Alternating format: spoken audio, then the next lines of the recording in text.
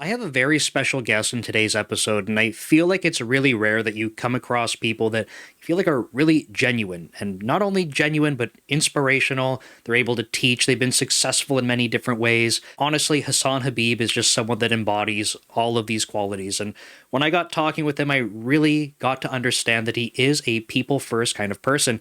And it's not just something that he says, it's something that you really get to feel when you're talking with him. And for me, this is a super special interview. I'm very appreciative that he made the time to be able to do this. And honestly, it was just something that I don't really have words for. So it means a lot to me. And I really think that you're going to enjoy this one. Hassan has tons of really awesome philosophical insights.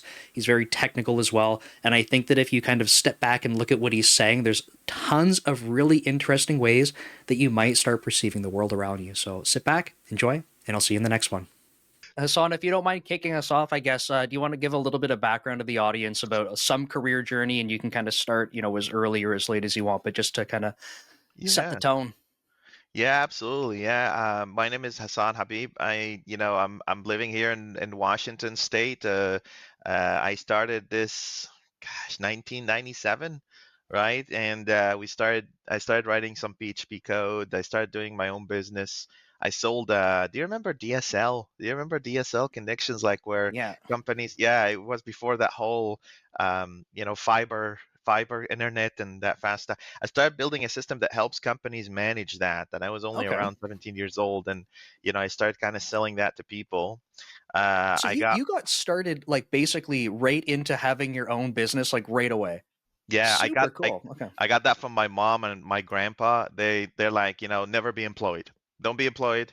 If you're employed, you're basically getting, and this is gonna, ruffle some feathers, like they Sure. say, but you're getting pennies on someone else doing half your job or even 10% of what you're doing, and Right. they're getting 10 times, 20 times, 30 times. They're drinking their pina colada on the beach, and you're going night after night after night, right? So never do that. I didn't take that advice too seriously, obviously, like you'll hear in the rest of my journey. But I'm getting back to it. Like I'm getting back into that zone. But yeah, I worked in a lot of companies. I've been to 22 countries around the world. I traveled a lot. I was born and raised in Saudi Arabia originally, and my the one thing I realized as I'm traveling is that it's not that, like, everyone in this world is basically the same APIs. They just have different UIs. You know what I mean? Yeah. Like you and I will feel hunger and fear and love and anger exactly the same. Like if I describe anyone anywhere, what's angry to you, be like, oh, my blood is boiling. I feel like that, right? It's just we have different interfaces, and that's fine. That means the system is working everywhere, geo-redundant, right? Yeah, I worked a bunch of some smaller companies and bigger companies. I worked at Wells Fargo, John Deere. We were building intelligent systems for John Deere. We were competing with German companies, Mm. right, for their tractors and whatnot. I remember taking down, like these tractors and sensors, and these tractors, they send so much data out of the soil, right? Oh I wow. remember, Okay. yeah, early, it must have been 2015, 2016. We were basically sending tons of data to AWS. It almost took down their entire cluster, right?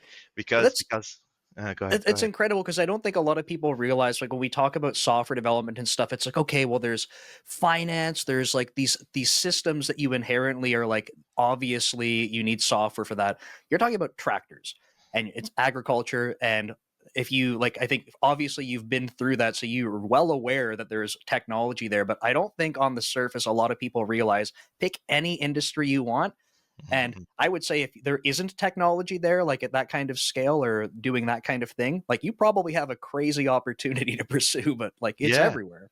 yeah. If you can look at, I mean, but this is gonna sound crazy that I say that. I agree with you 100%, but you're gonna sound crazy. I've spent the better part of my life, right, writing software, writing code up until this very moment. Like an hour ago, I was just writing code, for some a project that we're working on, and technology is actually just a tool.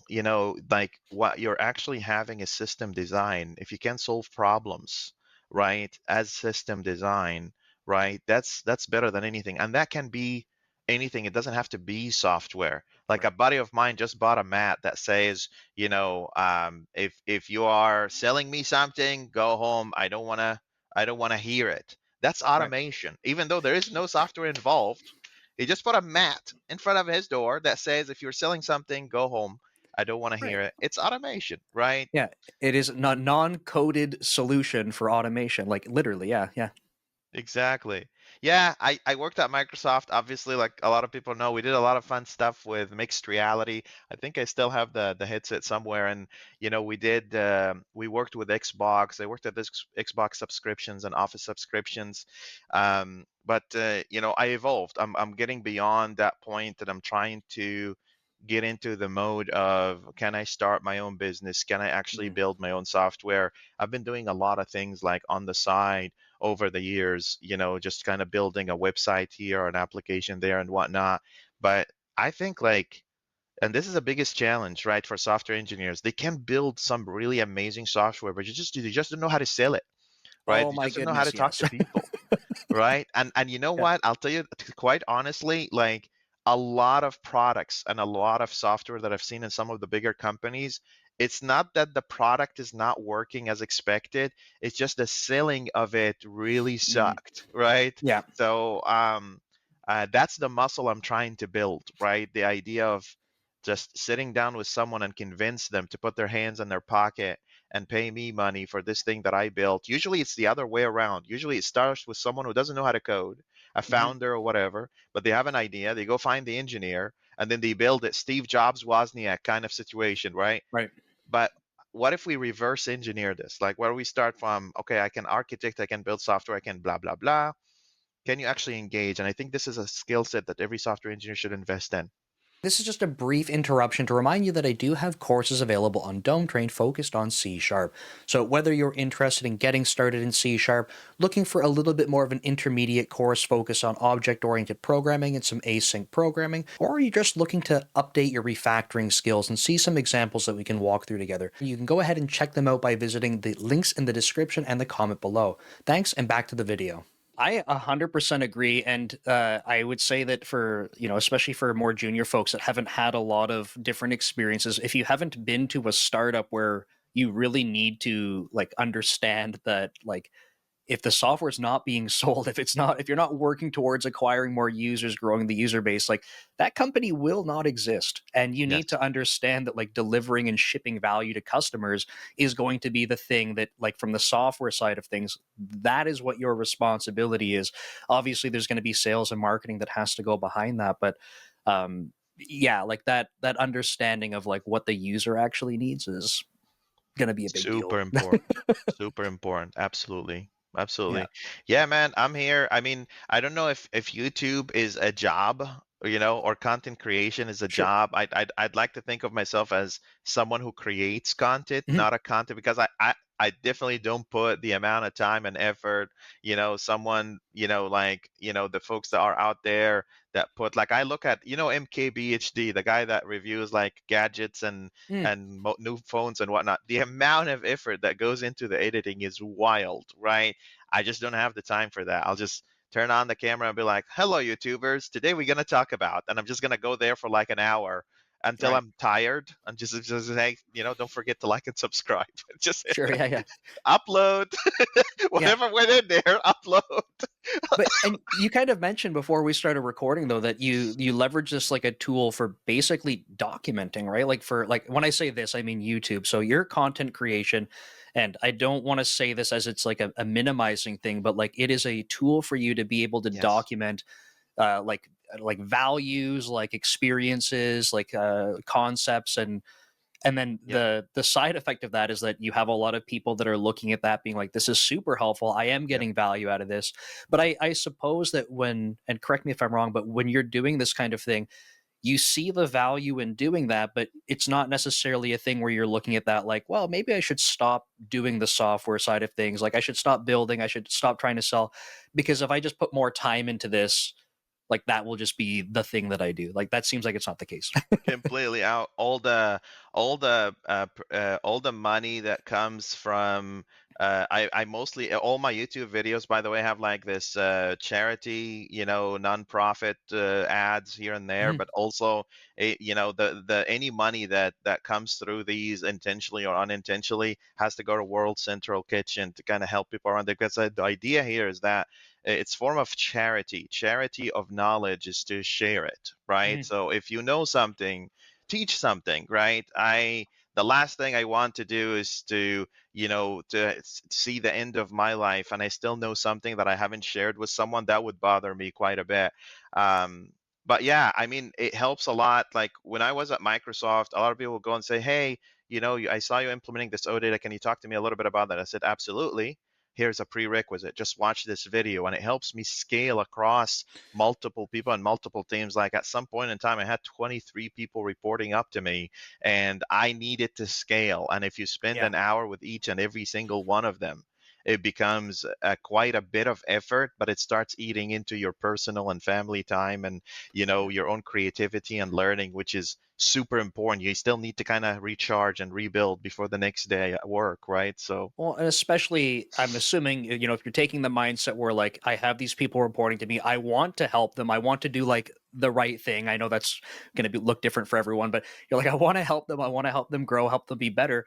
At some point, like what you're saying, like, yeah, you cannot scale if you're trying to invest what feels like that right amount of time and effort into each person. Like, you need, back to your automation story, you need need to something scale. that's a system to try and make that scale. So I can see a future where you, instead of sharing videos with people, you're sharing with them an LLM, and they just plug it into whatever, and it's you yeah, talking to them and answering all the questions. So it's not this pre-recorded video anymore. I see a future where it's a clone, it's a digital projection of your digital self, yeah, right? And basically just say, hey, here's the LLM, it's going to teach you everything you need.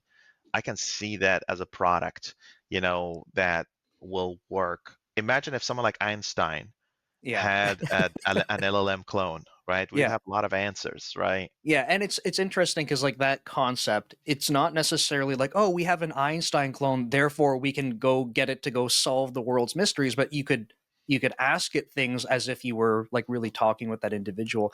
But it's funny you mentioned that. We should talk about this separately too. But I have a vlog channel that I've been kind of like what you've been saying, where it's like just documenting things. I Pasting things in basically there. drive in the car, have it record, and I have a few hundred videos, and I'm trying to take the transcripts, and I would love to build an LLM that's just like, go, talk to Nick, and it's like, these are just things I keep repeating across videos. Yeah. I think it would be super cool. Yeah. I mean, people are already doing it with the selfies and the vlogs and whatnot, right? People are already like, taking hundreds of thousands of pictures, on daily basis around the world, right? You already got comfortable with the idea that you want to put your face and what you're doing out there.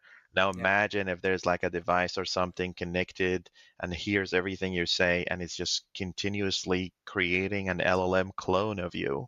So you can live your normal life while the LLM is doing your daily mundane soul crushing tasks that you may or may not be interested in, like Yeah.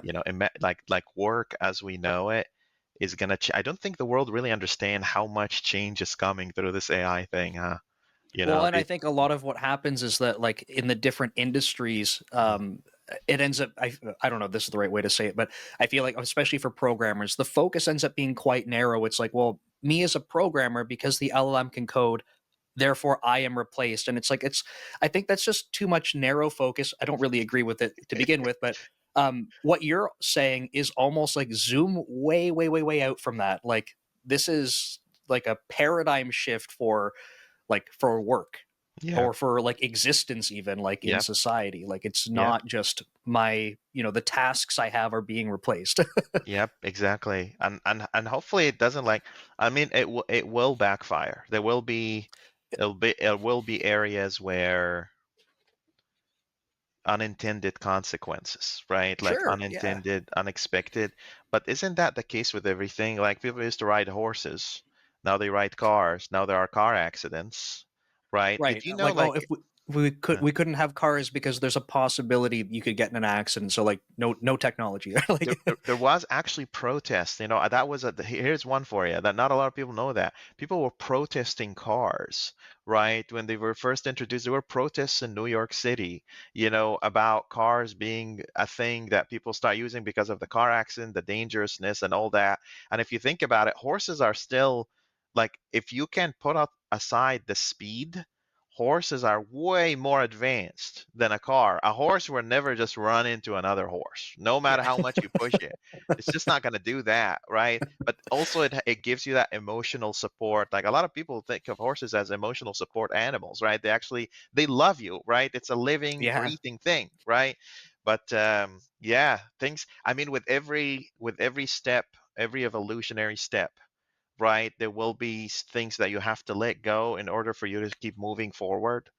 I think if people from the past saw what we're doing today and what we have today, they think of us as magicians, right? Like, how can I talk to you?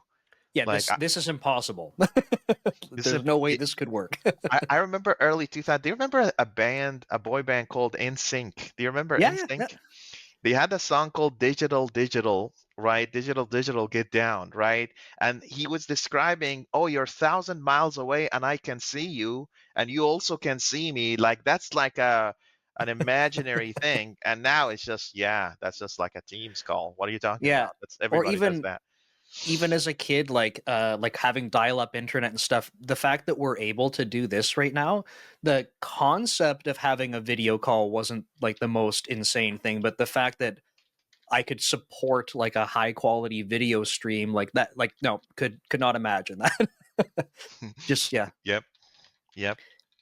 it changes very very quickly. But yeah, I think like with AI, okay, so I have a couple questions actually before I totally switch to AI. On your career journey and all the things you've done, it seems like you've done many different things. Have you found that like you've is it more of like an exploration, or have you found that you're being pulled in a direction, or like consciously trying to be like, I want to switch to go do this because I want this different experience? I'm just kind of sorry for Okay. prodding too much, but very curious No, because no, there's no, a no. lot of different experience. That's legitimate. That's a fair question. So, first of all, I never wanted to be a software engineer. I wanted to be an astronaut, just so you know, Okay, just for awesome. starters, right? And then my mom was like, "Well, being an astronaut you may get through that through being an engineer. So would you be an interested like because they need computer engineers? That's how my mom just described computer engineers. So be a computer guy, right? And you'll get your way through that. There wasn't quite a clear program or guidance back then about how to actually become an astronaut, right? So Okay. I was obsessed with space, obsessed like there isn't something out there that is about space that I don't watch. And when I'm really stressed down or feeling like that, it's very heavy, I'm dealing with some stress, I always look at space, right? Space videos.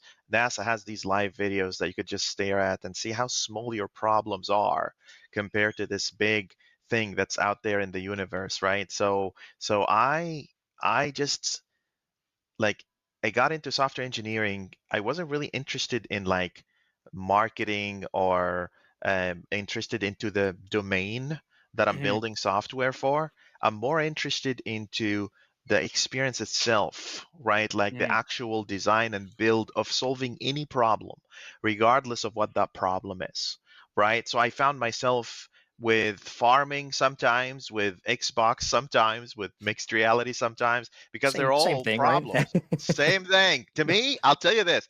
To Yeah. me, it's the exact. By the way, just one thing that not a lot of people know, I couldn't care less about demo day.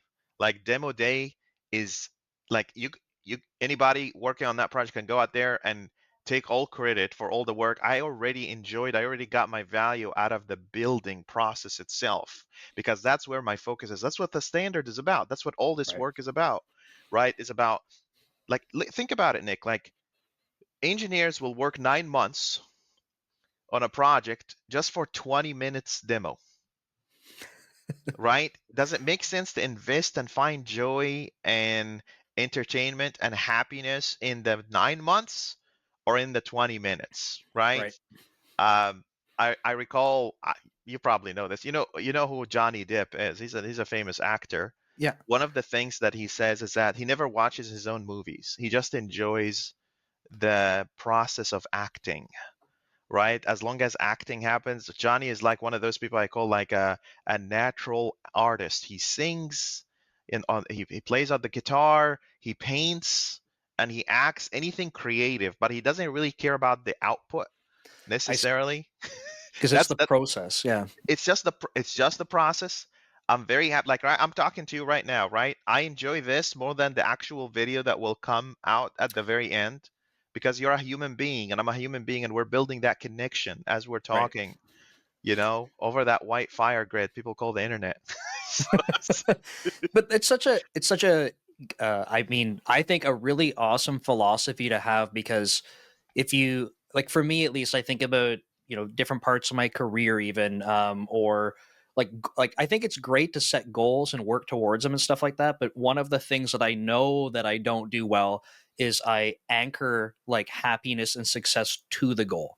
mm, Like, for example, mm, like we were talking about YouTube and stuff. I'm like, I feel like I'm not going to be happy until, like, I pass the 100,000 subscriber mark. But like, that's a terrible way to look at it, because like, if I, and it's not that I don't enjoy making videos, but if I didn't enjoy making videos and I just kept doing it until I hopefully hit 100,000 subscribers, like that would be a terrible X number of years just to go, I did it. And then, yeah. and then what? And now Right. what? And now what? I just did. I just hit 100,000. Well, now it's 130, 34,000 subscribers, Congrats. right? Yeah, Wait, and thank you. how fast was that extra 30 on top? Just super fast. Talk about AI. Someone just posted this on Twitter. He said your conversion rate is unrealistic. It's 20%, 250,000 views, and you're getting 50,000 out of it. I was like, okay, it's very simple. Talk about AI and don't be a parrot. Like, don't just repeat what everyone else on the internet is saying. Like, let me just tell you this. If you talk about dependency injection, Yeah, right? There's a I love million dependency videos. injection.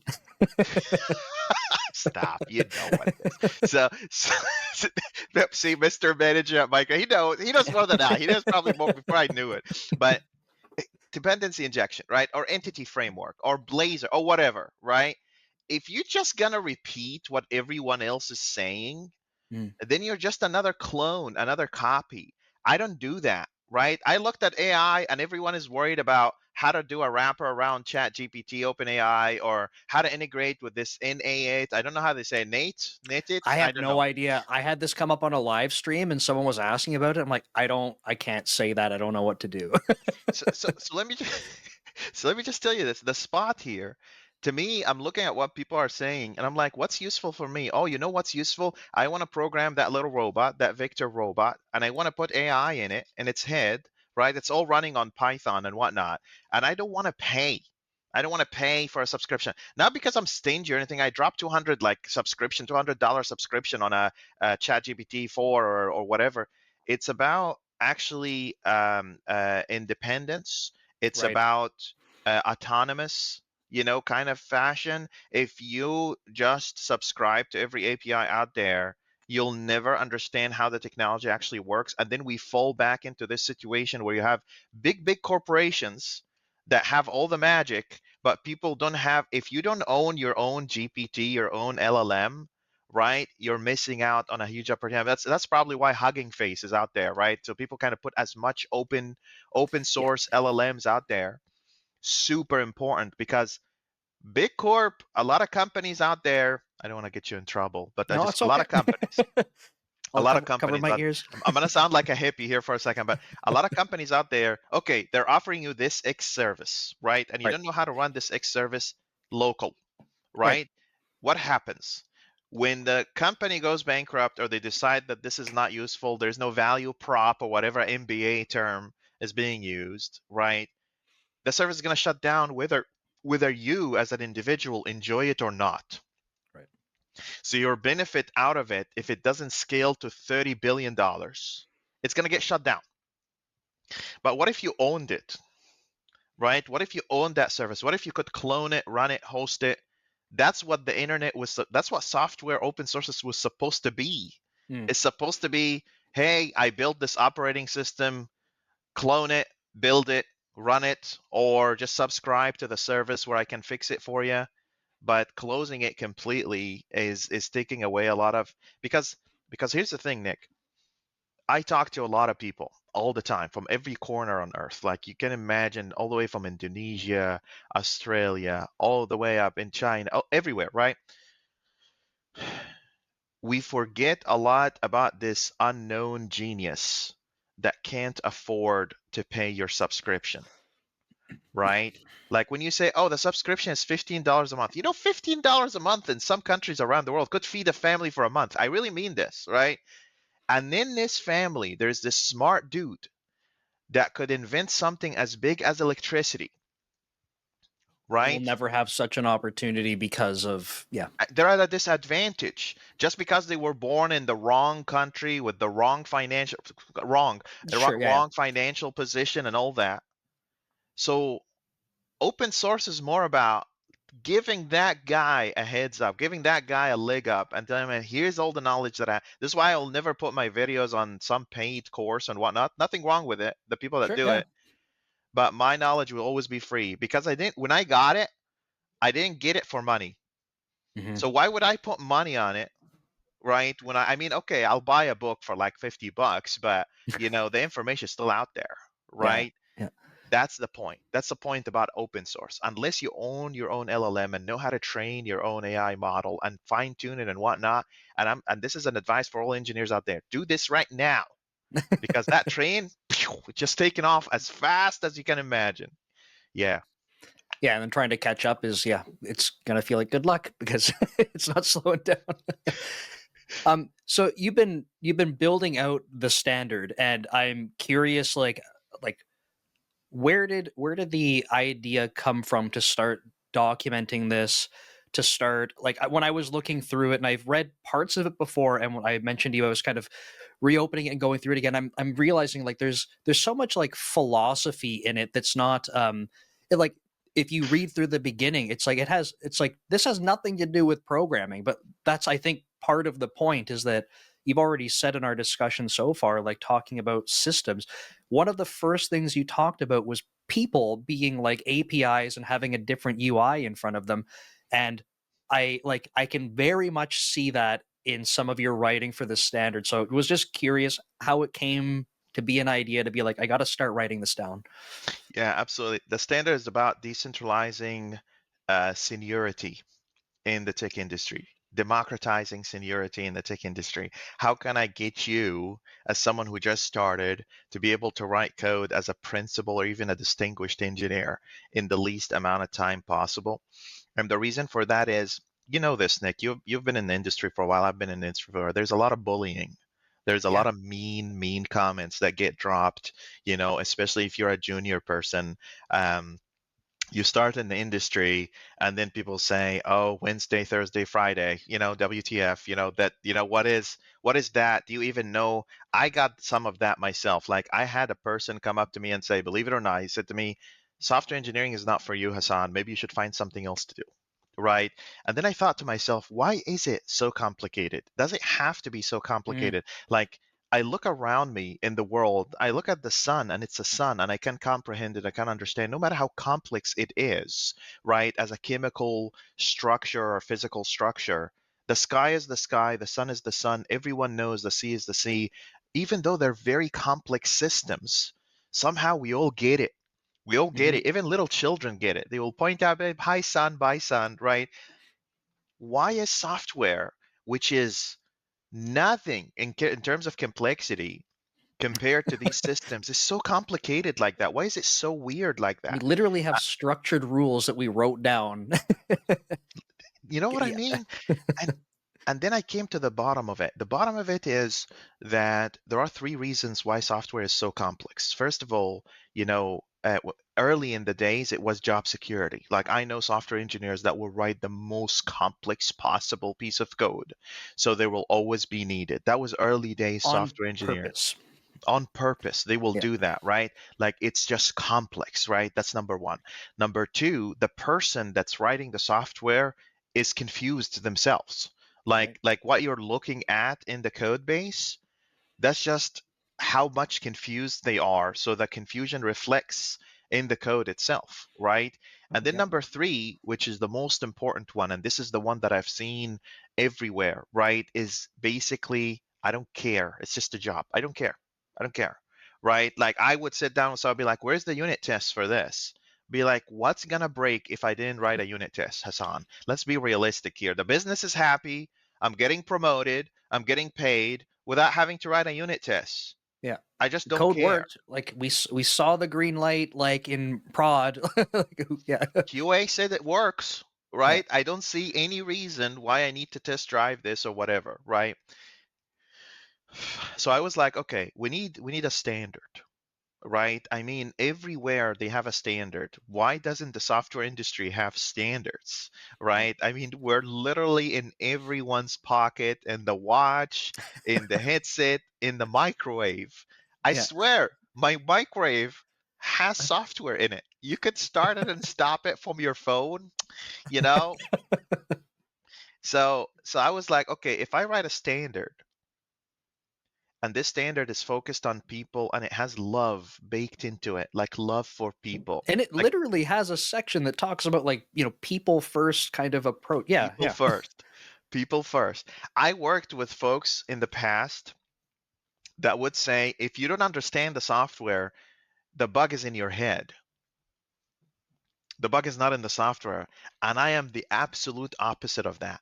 If I tell you the standard is a product of, it's an anti software engineering industry bullying, anti-bullying, right? To make sure that everyone, no matter who they are, what they are, no matter what their background is, they can understand simple concepts like there's a dependency and there's a purpose and there's exposure. That's it. Try nature of things. Everything around us is like that. And then just take it from there. It's not simple. The standard itself is complex, but it takes it slow and builds it up instead of just dropping someone in the middle of a war zone and say, hey, look, Azure is on fire. Go fix it. Yeah. Have fun. But it's I think super interesting too, because when I find when whether it's documentation of processes, other like sort of standards that we see across things, I find that the way that they get written, and I'm overgeneralizing, obviously, like trying to say everything that's not your standard. But I find that like a lot of approaches they're hyper specific to things. So you might say, cool, like I'm just going to make this up. Mhm. I'm working with ASP.NET Core, and there's some different standard procedures to go follow. This is how you do it because there's a framework for it. But like that's not what the standard is that you have. This is like more of like a I It's don't a know if I pattern, want to it's a call paradigm, yeah, right? it's a paradigm. I wanted to say I don't just want to call it like a philosophical approach to software engineering. I feel like that's parts of it, but like it's more than that. But it's not just here is the JavaScript framework and how to use it. It's like this is a way to approach software engineering. Yeah, absolutely. It's a spirit. It's putting a spirit, it's putting a soul, a heartbeat into what we're doing. And it's like you said, it's a philosophy. It doesn't matter whether you're building a desktop application, a mom and pop shop with a simple front end. It doesn't matter whether you're building massive enterprise application. I'm telling you, I've seen 18 and a 19-year-olds reading this standard and writing code like you wouldn't believe, Nick. Like event based, listen to the event, test drive this, oh, handle the validations. I can see it now because that's what the standard said. One of the things that I met this I met this lady at Microsoft and I started teaching her about the standard and whatnot. And I said to her, hey, can you write something about your experience with standard? She said to me, the standard turns you from someone who's being intimidated to being empowered. And I love that she said that because that's exactly what happened, right? She went from everything is confusing, I'm so scared, imposter syndrome, da da Mhm. da, right? Into this, Haven't heard that before. right? Into this, no, I actually can design a system. There's a broker, there's a service, there's a controller, there's a component, there's UI, there's this, there's that.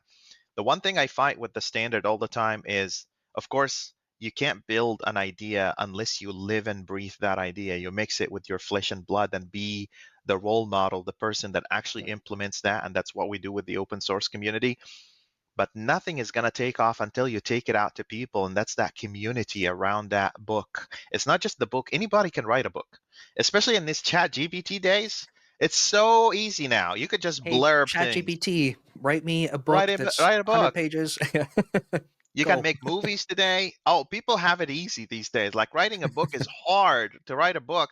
And unless you have a community and a movement, along with that kind of book that actually believe Mm. these words, right? I remember sending a copy of the I signed a copy of the Sand, sent it to a friend, and he was showing it to his kids like it's something outside of this world. And I was like, stop doing that. It's just a book and it's in Yeah. draft. It's Yeah. always going to be in draft.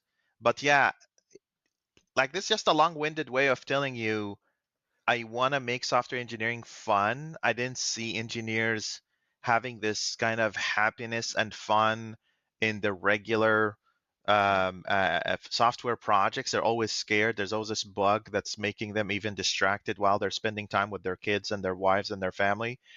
And I was like, wait a second, software engineering is supposed to be fun.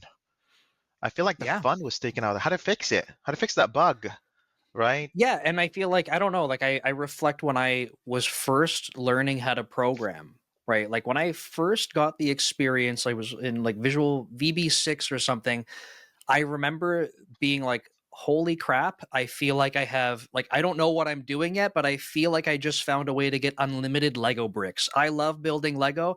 I have infinite Lego bricks of any shape I want. Like, this is about to be the coolest thing that's ever happened to me.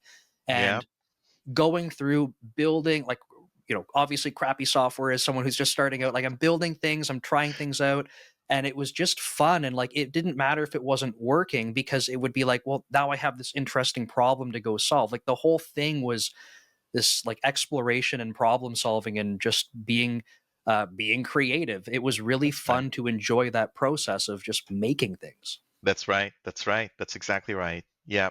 By the way, just so you know, like I'll tell you something. Take this with you. You're an engineering manager. You're gonna appreciate this, right? I saw like I want you to think about your team right now. Sure. I'll give Okay. you three categories of software engineers, and I want you to think about your team. Okay. Software engineers can be three categories. Okay. They can be mad scientists. These are the folks that go down that rabbit hole and they don't want to get out of it, right? They want to Okay. basically turn everything into a science project. There's that type.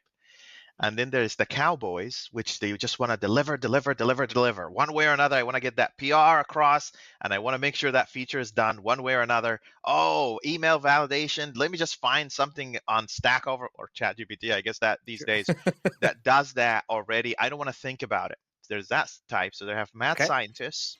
You have the mad scientists, rabbit hole people. You have the cowboys, and then you also have these spiritual leader, right? This is the person that energizes the whole team. If that guy takes a day off, right, the energy is down. That guy Mm. could be a little bit of a little bit of design, a little bit of architecture, a little bit of mad scientist, a little bit of that, but their main power and main capability is how they energize. This is the guy that joins your stand-up call and everything just goes lights up. Be like, okay guys, we got this. I think this is great. This is the guy that wants to kind of lift up the entire team. Think about your team. Just close your eyes for a second. Think about your team, Yep. and I'm telling you, you'll see it, right? And you need all of them to have a successful engineering team.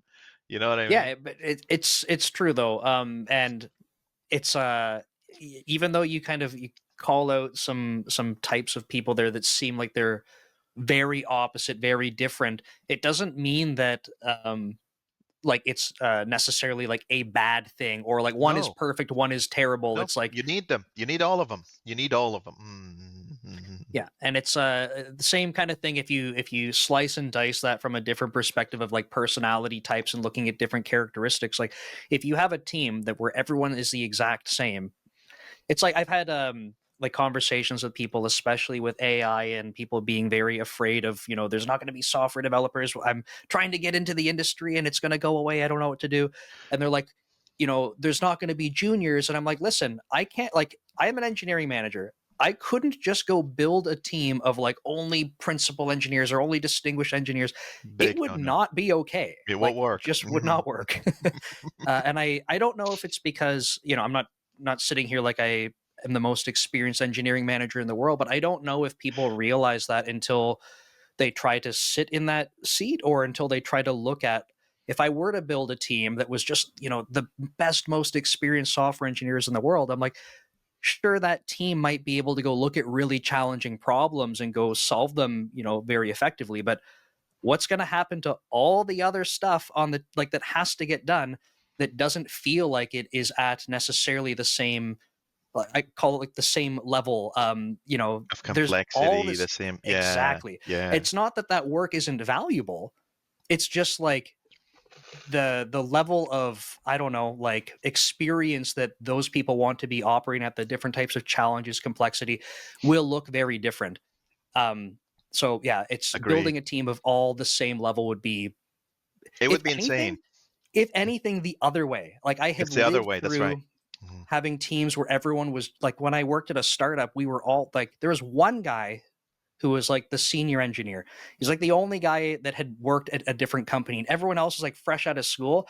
And it was, a bit of a Wild West situation, as most startups are. But like we had a lot of really awesome people that were just like, we're going to make this work. Yeah, absolutely. I mean, if you think about it, they balance each other at the end because a principal engineer is probably someone who can't afford to work 16 hours straight anymore because family commitment, all that kind of stuff. And a junior, they don't have as much knowledge, but they're willing to put as much hours as possible. So they find each other at the end. Like the principal will put an hour to get a job done. The junior will put 16 hours and they're going to get there eventually at the same point. But here's the other most important piece. Like junior engineers are actually the only ones on your team that are guaranteed to bring you truly out of the box ideas because they're not programmed by the industry and its limitations. So Yeah. they are the ones that will throw that crazy idea that will change the world. That's number one.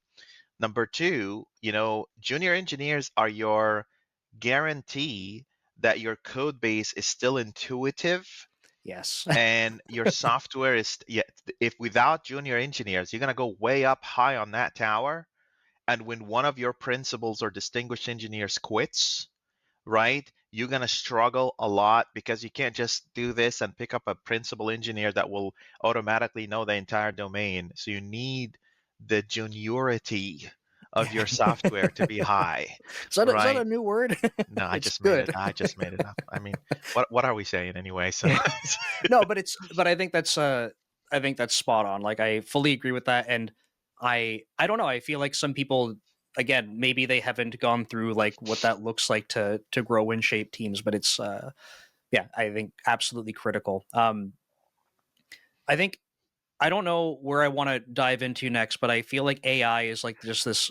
Okay, I don't know for the stuff that you're doing right now, how much you're able to kind of share oh, for what you're absolutely. working. Oh I yeah, would love to hear more. yeah, a buddy of mine and I are, we just kind of trying to start this business where we sit at the services side of AI. Like, we're not super interested in building your next chat GPT or Claude or whatever Anthropic is doing these days. We're more like, what does chat GPT needs? Oh, it needs data, Mhm. right? So let's go and collect actual real data from the outside world, not data that you find on the internet. So you're basically Mm, turning analog into digital, right? So you see what I'm doing? That's number one. And then the second thing that we're trying to do is to basically offer truly low cost, no cost servers and GPUs to help people train their LLMs, right? So that's the second part that we care about. And then the third is the most important part is to basically go and say, you want to get up to speed on AI, you want to your entire engineering team to easily, get into that world of AI, we're willing to sit down and kind of bring you up to speed. We're going to start with you from scratch, bring you up to speed. So these three main components, like the software, you have the data, you have the servers, the hardware, and then you have the training, right? If you want us to develop a custom AI solution for you, we're going to make sure that your senior engineer or your principal engineer is writing code with us. nice. Okay. Yeah, a lot of companies will be like, no, no, no, no, stay away. Let me do all the work. So it's super vague for you. So you continue to need me forever. But that's not the business that we're trying to do. Everyone's competing on building the next AI app. We're sitting on the back end of that and saying, hey, do you need data? Do you need servers? Do you need training? What do you need so I can empower you? to Yeah. kind of build your next AI app, basically. And that's super cool. That I really like that point around, because you see this all the time where it's like, if we go build it for you, like you mentioned job security a little bit earlier, right? Like Yeah. we can keep that job security because you will always need us. And I think it's interesting because I think there's probably people that maybe when they're subscribing to that idea, they're like they don't really think about that, like that's going to be an oh crap kind of thing later. Then I think there's other people that see it at the surface and they're like, well, then I don't want that because I don't want to fall into that category. But you know, I just feel like that model really sets you up to be like, look, we're going to deliver value to you, we're going to empower you. And that's even more reason that makes it like a really attractive idea, because like we need help, okay, like help us. And I've said this in a different context before, but I've always kind of had this idea that to be, to do your own job really well, you almost need to like obsolete yourself. Like it sounds kind of funny, but if you can do that, then you get to move on to the next big challenge, the next interesting thing.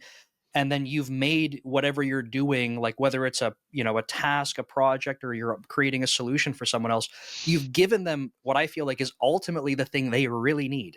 That's exactly you just hit the nail on the head there. That's exactly it. I was just telling someone, have people work with you because they want to, not because they have to.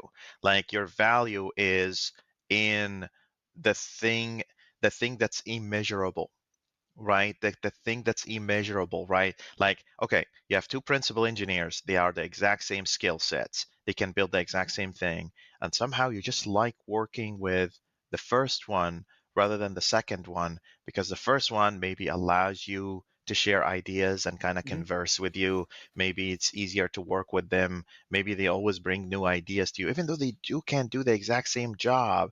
And that's what AI is going to do. AI is going to get to a point that can deliver a senior and a principal level engineer software. And the one thing that is not going to be able to do is creativity, the creative aspect of it. Think about the difference between someone who tastes food versus a Mhm. factory that just prints out a piece of cake, bah, bah, bah, like that. The Well, how much taste. cake are we talking about here? Because I do like cake. Let's just get the cake quantity out of the way. So the taste, AI will never be able to tell you this cake is needs a little bit of more sweetness, needs a little bit more this, needs a little bit more that, because to it, it's a process. One plus one equals two. But when it comes to taste, right, that's not something you can measure. Like if I tell you, I mean, if you can ignore that I love you 3000 Iron Man Marvel movie stuff, Sure. that you can't actually measure love with numbers, right? Like how much does Nick like software engineering compared to how much Hassan likes software engineering? You can't actually quantify that. You can't put numbers in it. You can look at, oh, well, Hassan spends 3 hours on this, but Nick spends 10 hours on this, but that still doesn't really reflect, right, Yeah. how However deep. you try to measure it, it's like you can look for things to measure, but like they don't actually.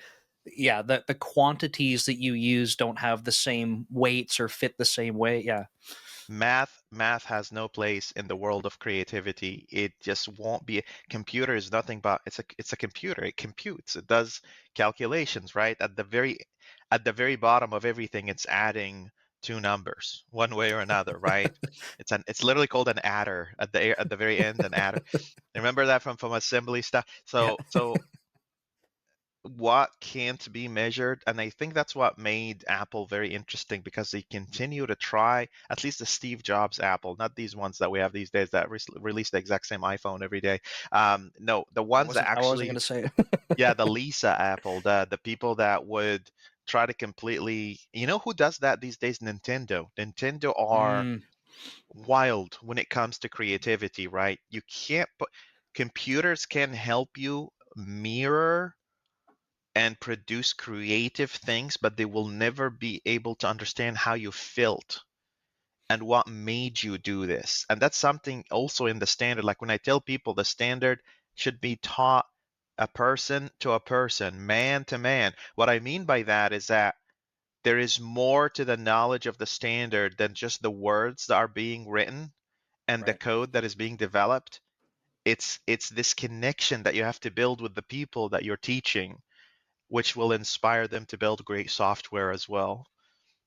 That's awesome though. Like, yeah, I think it's very interesting that we keep like the use of AI tools. Like I'm personally finding more and more ways that I can try to use it. I have part of me has this fear of like if you don't keep using, even sometimes it feels very clunky. I'm like, keep working through it because like it's gonna get better.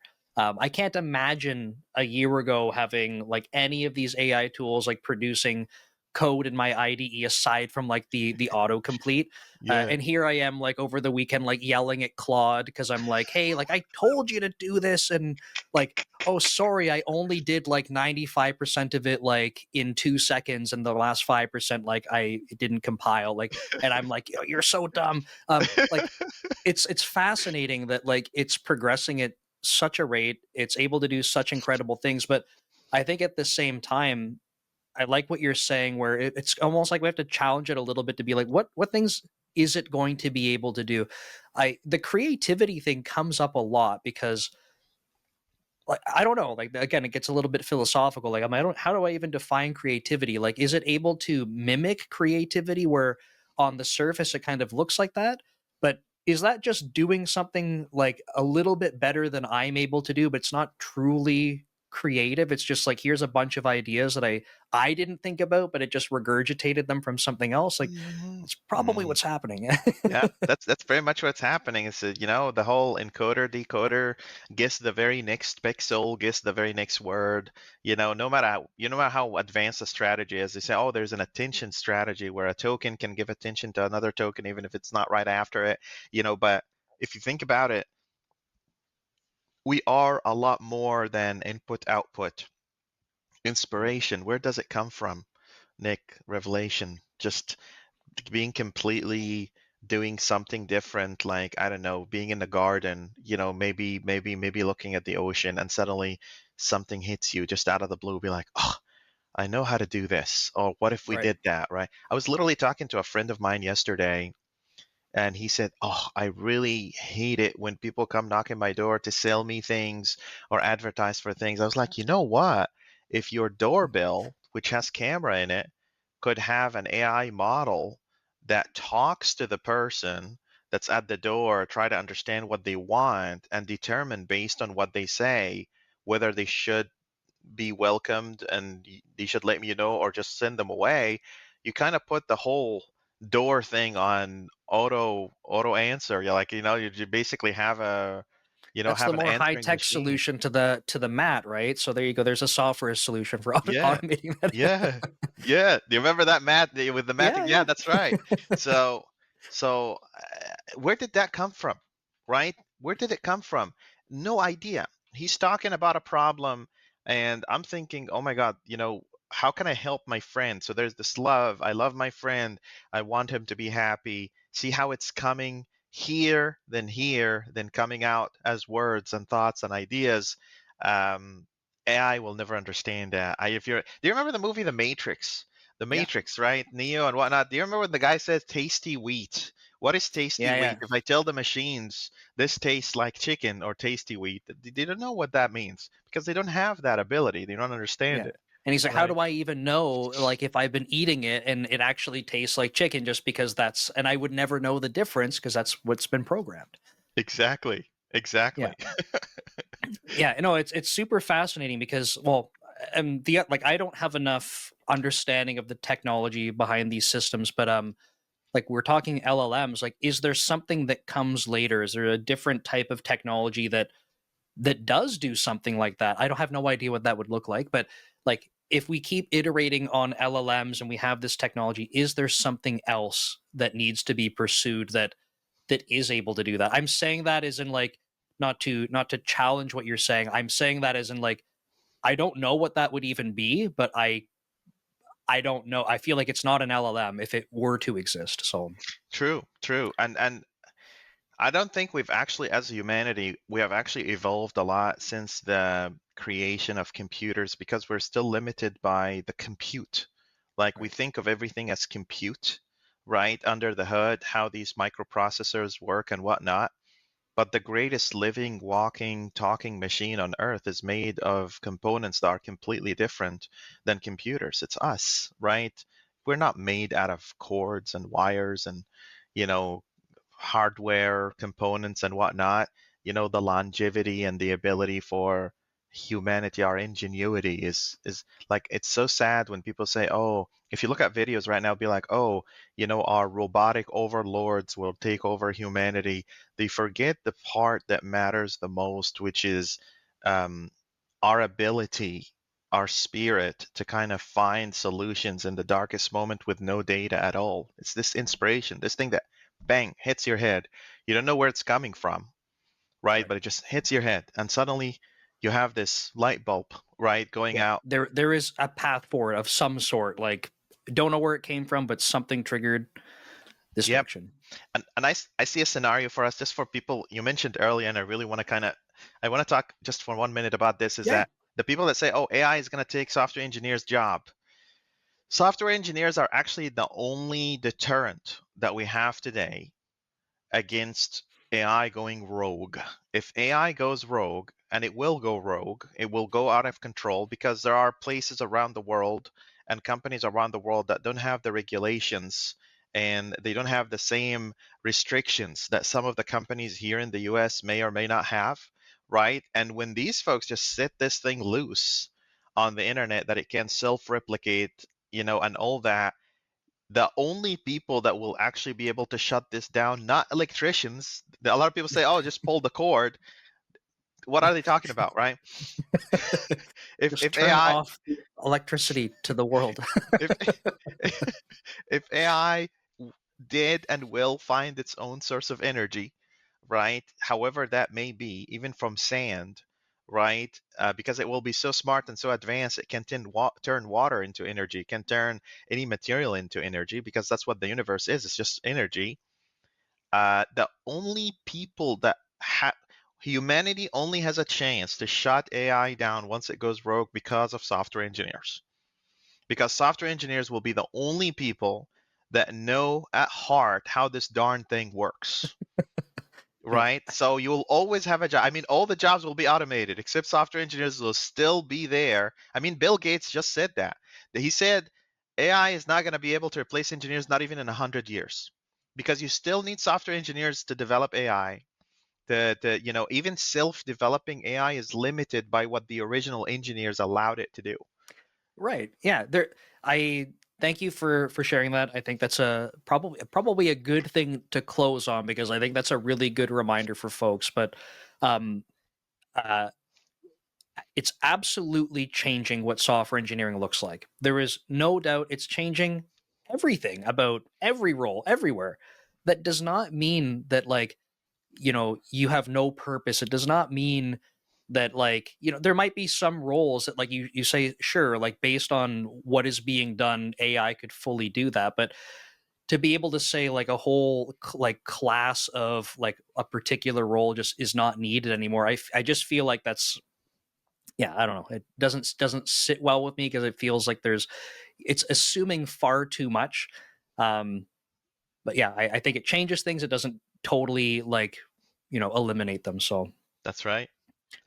very cool. Well, Hassan, thank you so much for this conversation. I just want to give you a moment, and I'll collect links and stuff from you after. But if people want to reach out, they want to check out the standard, they want to see what you're up to, where are the best places that people can go find you? Oh God, I'm everywhere. Just find me on LinkedIn, Hassan Habib. Just type Hassan Habib in Google. I should come. Definitely YouTube. Check out my YouTube channel. Please don't shy away. Don't say, "Oh, this guy might be busy." Please, please, please reach out. Send messages. I'll be more than happy to set up time with you and kind of help you with whatever you're doing. That connection is a lot more important to me than 1,000 software and 1,000 projects. So I'm on Twitter. I'm on Mastodon. I'm everywhere. Like literally, I'm everywhere. Facebook. Just find me and add me. I don't have like a personal account. I don't put anything personal on social media. I'm just using it as a vehicle to deliver knowledge and software. So definitely LinkedIn, YouTube, X platform, Mastodon, all of it. I'm there. Facebook, Perfect. everywhere. Xbox. Awesome. Let's play Xbox. Let's play on Yes. Steam. Everywhere. Awesome. Okay, well, thank you so much. I really appreciate all the information, and I'm sure people that watch and listen through had a lot to take away. So, thanks again. Thank you very much, Nick. I appreciate you.